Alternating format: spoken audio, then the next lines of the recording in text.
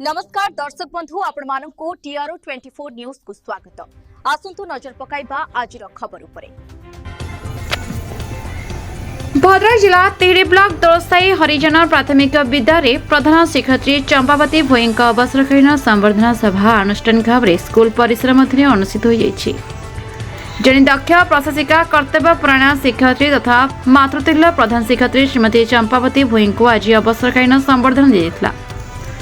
दीर्घ दिन सेवा और निष्ठा आज सारा स्कूल परिवेश आंदोलित एवं भावविहल कर श्रीमती चंपावती भोई कर्तव्य परायणता एमती जे आज केवल विद्यालय नुहे ब्रह्म प्रति छात्र छात्री एवं अभिभावक आखि लुहरे होता। चंपावती को सरकारी हरिजन स्कूल आज भी झुलुछि। शिक्षादान को पेशा निशा रूपे आपणे नहीं छात्र वर्षा स्नेहश्रिया जड़े दरती प्रधान शिक्षयित्री अवसरकालीन विद्यालय संवर्धना सभाटी अत्यंत दुखद परिवेश अनुष्ठित हो जाइछि। एपरि शिक्षक शिक्षिका अच्छी जो गछलता माटी पानी पवन भी झुरती आसवा बेले जमी अपेक्षा करते जीवा बेले भी सेमती झुरी हुंती।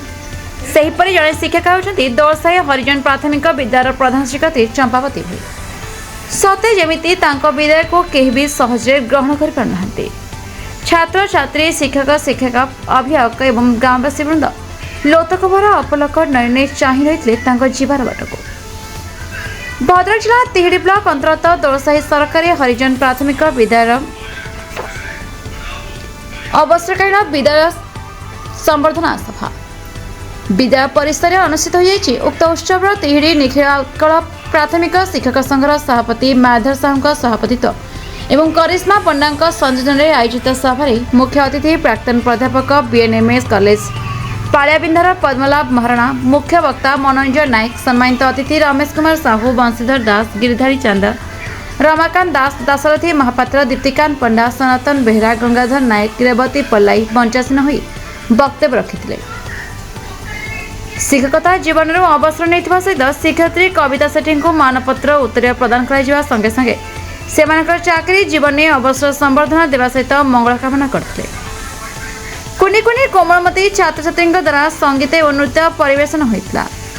विद्यालय पूर्व होता विभिन्न प्रकार प्रतियोगिता में भाग नहीं छात्र छात्री को पुरस्कार वितरण कर करिश्मा पंडा स्कूल असिस्टेंट टीचर थी। एबे दीदी जेहेतु रिटायर्ड होजंती मुझे आसी एक्सचेंज चार्ज दीदी जने मातृ वर्षला शिक्षयित्री माने जेंति जने प्राथमिक विद्यालय रे शिक्षयित्री हेबा कथा।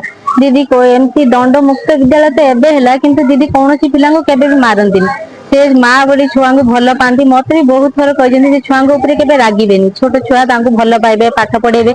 से हेडमास्टर है मुझे आसते तो दीदी हेडमास्टर थिले माने पूरा गाँ एसएमसी छुआ समस्त गार्डियन को लेकिन गोटे परिवार भली स्कूल को चलते स्कूल उन्नति दीदी बहुत कम कर दीदी एमती गाड़ी चलवा शिखिना मुझे देखी दीदी स्कूल गोटे गोटे कम निजे चली चली केते परिश्रम कर खरारे वर्षा सेमती स्कूल उन्नति अल्प काल भितर स्कूल केमिति कोन उन्नति करि परबे हम छुआंकर केमिति उन्नति हबो दीदी सब बेले प्रचेष्टा थिला।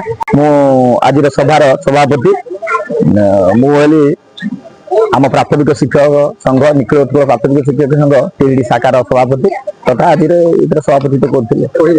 अवदान जो शिक्षक जो गुण रहा कथा प्रथम है स्कूल को ठीक समय आसवा विभिन्न पांठिर सुविनियोग करवा पिला मन दे पढ़ेगा आ सांप्रतिक स्थिति बेले जिते जो समस्या है गाँ लोक को भल पाइबा पिला को भल पाइबा विद्यालय को भल पाइबा कंटेंट नॉलेज निज पाखे थिबा मेथड उत्तम मेथड व्यवहार करके पढ़ेगा आज जहाँ सभारू जानिलु एवं समस्त ये विशेष व्यक्तित्व थिला सब ठीक ठाक से कर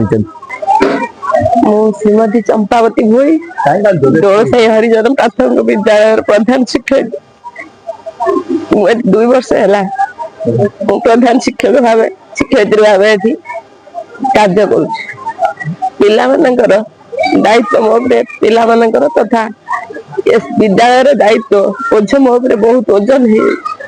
पिला बहुत स्नेह करे पिला जमी श्रृंखला रे सफा सुतरा रे सब बेले प्रवर्तन भल मनीष टीए ये आम कामना कर।